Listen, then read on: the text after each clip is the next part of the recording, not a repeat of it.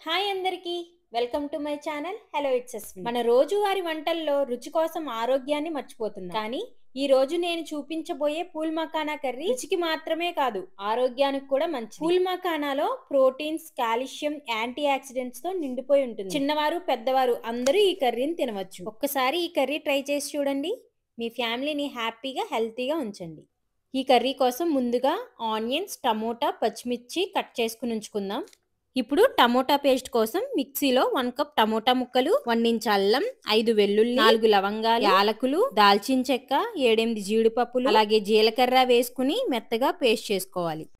ఇప్పుడు stove on చేసి pan లో కొంచెం నెయ్యి లేదా ఆయిల్ పోసుకుని దీనిలో 1 కప్ పూల్ మఖానా వేసి గోల్డెన్ బ్రౌన్ వచ్చే వరకు మీడియం ఫ్లేమ్ లో వేయించుకోవాలి. ఇలా 3 నిమిషాలు బాగా వేపాక ఇలా నలిపితే పొడిలా అవ్వాలి. ఇప్పుడు వీటిని ఒక బౌల్లో పక్కన పెట్టుకుందాం. పూల్ మఖానా అంటే ఏంటో అనుకోకండోయ్, వీటినే తామర గింజలు అంటారు. ఇప్పుడు ఇదే ప్యాన్ లో 3 టేబుల్ స్పూన్స్ ఆయిల్ వేసుకుని 2 చిన్న బిర్యానీ ఆకులను వేసుకుందాం. ఈ బిర్యానీ ఆకు ఫ్లేవర్ తో కర్రీ టేస్ట్ అనేది చాలా బాగా వస్తుంది.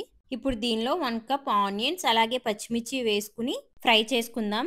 ఈ కర్రీ కోసం ఉల్లిపాయలను ఎంత బాగా ఫ్రై చేస్తే అంత బాగా టేస్ట్ అనేది ఉంటుంది. మీరు కావాలంటే ఉల్లిపాయల్ని పేస్ట్ లా కూడా చేసి వేసుకోవచ్చు.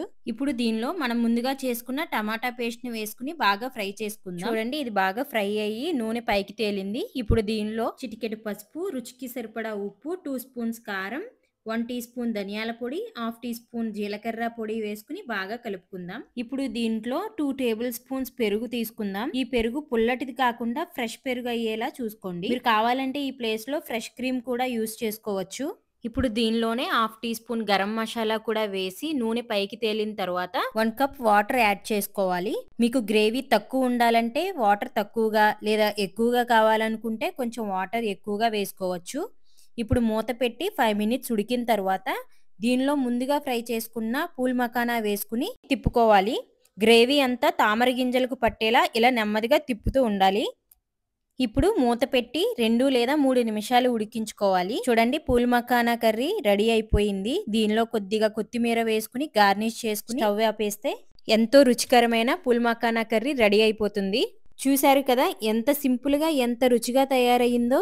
ఈ కర్రీని చపాతీ మరియు అన్నంతో తింటే టేస్ట్ చాలా బాగుంటుంది. ఇంకా ఇలాంటి రుచికరమైన వంటల కోసం నా ఛానల్ ని సబ్స్క్రైబ్ చేసుకోవడం మర్చిపోవద్దు. Thank you.